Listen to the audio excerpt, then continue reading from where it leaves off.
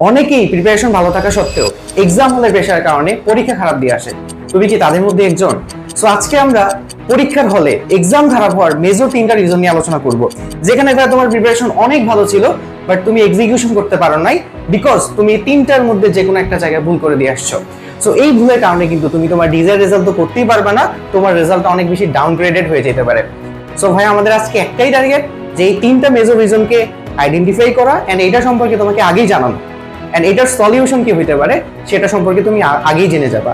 So তোমাদের মধ্যে যারা দেখবা কম পরে খুব ভালো রেজাল্ট করতেছে, সো তাদের এই জিনিসগুলো এক্সিকিউশন করার ক্ষমতা তোমার থেকে বেশি।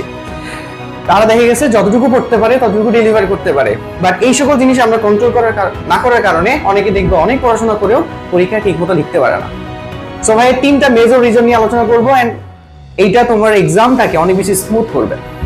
সো এক নম্বর যে ভুল যেটা আমরা সবাই করি সেটা হচ্ছে পেপার প্রেশার। জিনিসটা কি? আমরা পরীক্ষার হলে কোয়েশ্চেন পাই, এই কোয়েশ্চেন পাওয়ার পরে আমাদের অনেকের মাঝখানে একটা প্রেশার শুরু হয়ে যায়। প্রেশারটা কখন শুরু হয়? যেমন ধরো একটা এক্সাম পেপারের মধ্যে বা একটা কোয়েশ্চেন পেপারের মধ্যে সবগুলা কোয়েশ্চেন তো তুমি পারবে না, ক্লিয়ার? প্রথম দুইটা কোয়েশ্চেন সামহাউ তোমার লাইনের আসে নাই বা তুমি এটার উপর প্রিপারেশন না বা একটু টাফ আসছে, তুমি দুইটা দেখেই তুমি প্যানিক করা শুরু করে দিছো,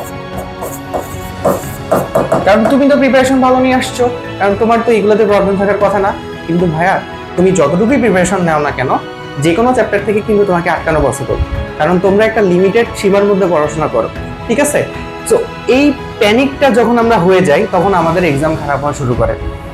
কারণ স্টার্টিং এ যখন তোমার প্যানিক করা শুরু করবে, তোমার ব্রেন, তোমার নিউরন আগের মতো কাজ করবে না।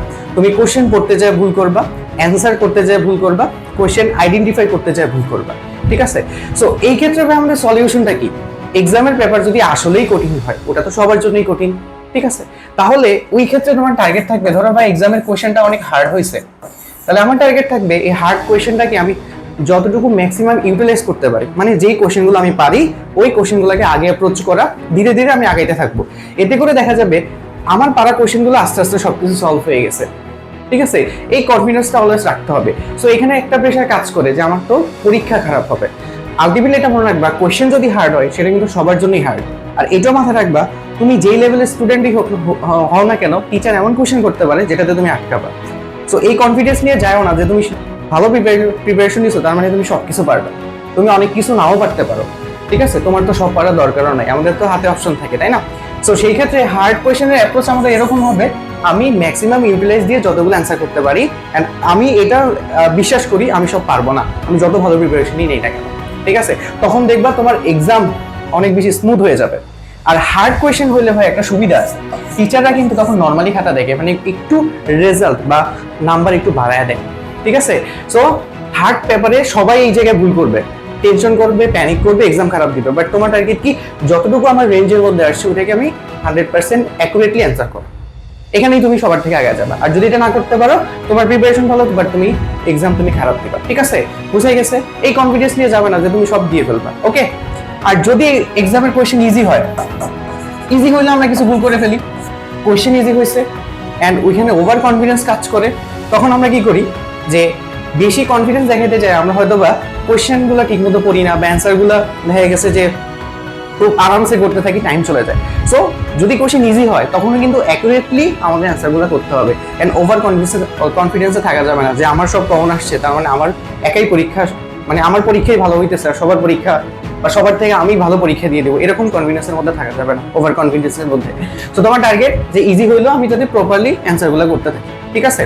কনফিডেন্স রাখবা, ওভার কনফিডেন্স না, ক্লিয়ার?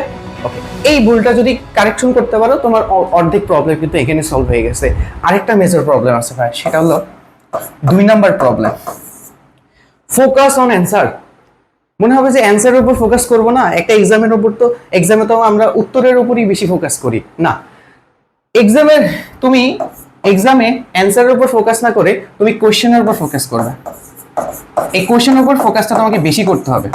এক্সামে এটা সবার সাথেই হয়েছে জীবনে কয়েকবার, যে দেখা গেছে তুমি কোশ্চেনটা ঠিকমতো পড়ো নাই অ্যান্ড তুমি অ্যান্সার করে দিয়ে আসছো, হয়তোবা সেখানে বলা ছিল কোনোটি নয়, বাট তুমি 9টা ইগনোর করছো, তখন দেখা গেছে তুমি ভুল, টোটালি এটা ভুল অ্যান্সার করে দিয়ে আসছো। সেটা এমসিকিউর ক্ষেত্রে তো ভালোই হয়, সিকিউর ক্ষেত্রেও হইতে পারে।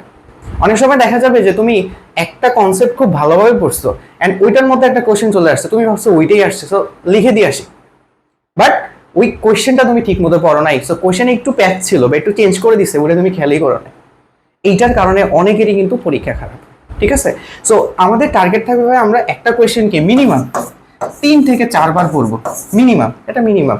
একবারে সহজ কোশ্চেন হইলেও তুমি 3 থেকে 4 বার পড়বা, কঠিন কোশ্চেন হলে আরো 1 থেকে 2 বার তুমি বেশি করবা। একবারে সহজ কোশ্চেন, মার্ক কোন পয়েন্টটাকে হাইলাইট করতে হবে, কোনটা মার্ক করতে হবে, সবগুলোকে ঠিক মতো দাগায় নিবা, আইডেন্টিফাই করে নিবা, ঠিক আছে। 3 থেকে 4 বার করে তারপরে কোশ্চেন অ্যান্সারিং করবা, তাহলে এই ভুলটা তোমার আর হবে না। বুঝা গেছে? আরেকটা ভুল সেটা আমরা করি, এন্ড এটার কারণে মোটামুটি আমাদের অনেকগুলো মার্কস কমে যায়, ওভার রাইটিং। সাপোজ তুমি সৃজনশীল লিখতেছো, সো খ নম্বরে কোশ্চেন একটা আসছে, এন্ড এই কোশ্চেনটা তুমি এত ভালো পারো, তুমি এটাতে 1.5 পেজ 2 পেজ লিখে ফেলছো, কিন্তু ভাই এর জন্য মার্ক হচ্ছে 2 মার্ক। তোমার লেখার কথা ছিল প্রথম লাইনে টোটাল অ্যান্সার, আর সেকেন্ড প্যারাগ্রাফ মানে সেকেন্ড প্যারাতে তুমি হচ্ছে ডেসক্রিপশনটা লিখতা ছোট, হাফ পেজের মধ্যে এনাফ, এর বেশি দরকার নাই, ঠিক আছে। তো তুমি এটা অনেক ভালো পারো, তুমি এটা দেখাইতে চাইছো, তোমার কনফিডেন্স বা তোমার পণ্ডিতি দেখাইতে চাইছো, তো তখন দেখা গেছে 1.5 পেজ লিখে ফেলছো, নাম্বার তো তোমাকে 2 দিবে, যে অর্ধেক পেজ লিখছে তাকেও 2 দিবে। তো এই ক্ষেত্রে দেখা যাবে তুমি সামনে কোশ্চেনগুলো অ্যান্সার করার মতো সময় পাবা না, টাইমলি তোমার অ্যান্সার করা তখন টাফ হয়ে যাবে, আলটিমেটলি তুমি রিভিশনও দিতে পারবে না, রিভিশন না দিলে তোমার দেখা গেছে কিছু কিছু জায়গায় তোমার মিস্টেক ছিল, এরর ছিল, ওই জিনিসগুলোকে তুমি ঠিক করতে পারবে না, প্লাস এখানে টাইম নষ্ট করছো না, সামনের যেটাতে তোমার টাইমটা দরকার ছিল ওইটাতে তুমি টাইম দিতে পারবে না, ঠিক আছে। সো এক্সাম হলে ভাই 3টা মেজর রিজন যার কারণে তোমার এক্সাম ভালো প্রিপারেশন থাকা সত্ত্বেও খারাপ হইতে পারে, এটা যে কারোর সাথে হইতে পারে, ঠিক আছে। সো এগুলোর ভাই সলিউশন কি? এখন আমার এগুলোর একটাই সলিউশন আছে, একটা সলিউশন, সেটা হচ্ছে সেলফ কন্ট্রোল, কনফিডেন্স। তোমার কনফিডেন্সটা কন্ট্রোলের মধ্যে থাকতে হবে, তোমার নিজের কন্ট্রোলের মধ্যে থাকতে হবে, ওভার কনফিডেন্ট থাকা যাবে না, আবার লেস কনফিডেন্ট থাকাও যাবে না, ঠিক আছে। এখন এই কনফিডেন্সটা কিভাবে তুমি মেনটেন করবে, তার জন্য কিছু পেপার আছে যেগুলো অ্যাকচুয়ালি কাজ করে। তার মধ্যে আমি যদি বলি ভাইয়া যে এক্সাম হলে সবচেয়ে বড় একটা কাহিনী কি হয় জানো, যে সকালবেলা যখন আমরা এক্সাম দিতে যাই তখন আমরা আমাদের ফ্রেন্ডদের সাথে সবার আগে কথা বলি কি নিয়ে, যে তোর কতটুকু পড়া হয়েছে, তুই কতটুকু পড়ছিস, কয়বার রিভিশন দিছিস। সো এইটার ক্ষেত্রে দেখা যায় তোমার ফ্রেন্ড হয়তো বা 5-6 বার রিভিশন দিচ্ছে, তোমাকে বলছে রিভিশন দেওয়ার ব্যাপার আছে, অনেকে একবার রিভিশন দিয়েই অনেক ভালো পারে, অনেকে 100 বার রিভিশন দিয়ে কিছু করতে পারে না, ঠিক আছে। সো এক এক জনের পড়ার কোয়ালিটি এক এক ধরনের। সো তুমি ওইসব যখন চিন্তা করবা তখন কিন্তু তুমি প্রেশারের মধ্যে পড়ে যাবা, ঠিক আছে। এরকম অনেক স্টুডেন্ট আছে, ও হয়তো A+ও পাবে না, বাট এমন ও কনফিডেন্স দেখাইতেছে মনে হচ্ছে সবই অ্যান্সার করে দিয়ে আসছে বা সবই পারে। সো ওই কনফিডেন্সের কারণে, ওই ফেক কনফিডেন্সের কারণে তুমি কিন্তু এখানে ডিমোটিভেটেড হয়ে যাবা। সো কখনো কারো কোনো কথা শুনবা না, কারো কথা শোনাই দরকার নেই, কি করছে আমি যা করছি দ্যাটস এনাফ ফর মি, আমি আমার বেস্ট ট্রাই করছি, that's it. Number 2, fresh mood নিয়ে যাইতে হবে। এখন ফ্রেশ মুডের জন্য অবভিয়াসলি এক্সামের আগে যেটা তুমি করবা, অবভিয়াসলি সকালে উঠে গোসল করে নিবা, ঠিক আছে, আর ফ্রেশ হয়ে নিবা, দিস ইজ এনাফ। আর একটু সকালে উঠেই পানি খেয়ে নিবা, ঠিক আছে। গোসল করলে তোমার হচ্ছে শরীরের মানে বাহ্যিকভাবে তুমি ক্লিন হয়ে গেলা, পানি যখন খাবা তখন অভ্যন্তরীণভাবে ক্লিন হয়ে যাবা, ঠিক আছে। তোমার ব্রেনের নার্ভসগুলা, ঠিক আছে, তারপরে হচ্ছে নিউরনগুলো সবগুলো কিন্তু অ্যাক্টিভেট হয়ে যাবে, তখন তোমার ব্রেন ভালো কাজ করবে। সো এটা খুবই ইম্পর্টেন্ট একটা জিনিস, এটাকে ইগনোর করার কিন্তু সুযোগ নাই, প্রত্যেকটা জিনিস কাজের এখানে। হেলদি ফুড, যেমন আমার কাছে আমি যদি পুরি সিঙ্গারা খাই, আমার কাছে একটু পরে মনে হয় যে শরীর ছাইড়ে দিছে বা সামথিং, যে আমার অনেক বেশি এক্সস্টিং লাগতেছে, অনেক বেশি টায়ার্ড লাগতেছে। সো আমি এই সকল জিনিস পরীক্ষার আগে অ্যাভয়েড করি সবসময়। সেক্ষেত্রে কোন খাবারগুলো ভালো, ফ্রুটস খাইতে পারো, ঠিক আছে, সকালে ডিম খাইতে পারো, আর দেখা গেছে যে ভাত না খায় আর রুটি খাইতে পারো, অথবা ভাত অল্প করে খাইতে পারো, সবজি সালাদ এগুলো একটু বেশি করে খাবা, ডিম একটু বেশি করে খাবা, ঠিক আছে। অর্থাৎ শর্করার পরিমাণটা যাতে কম থাকে, কারণ শর্করা আমার কাছে মনে হয় যে শর্করা যদি তুমি বেশি খাও তাহলে দেখা গেছে তোমার ঘুম চলে আসে। তো এই জিনিসগুলোকে অবভিয়াসলি অ্যাভয়েড করতে হবে, ঠিক আছে। পানি একটু বেশি করে খাবা, তারপরে ডিম খেতে পারো, কলা আছে, দুধ আছে, এই জিনিসগুলো খাবা, সো তোমার বডিটা ভালো থাকবে, ওকে। আরেকটা জিনিস আছে এক্সারসাইজ। যারা এক্সারসাইজ করো তারা তো করবা, যারা করো না তারাও করতে হবে।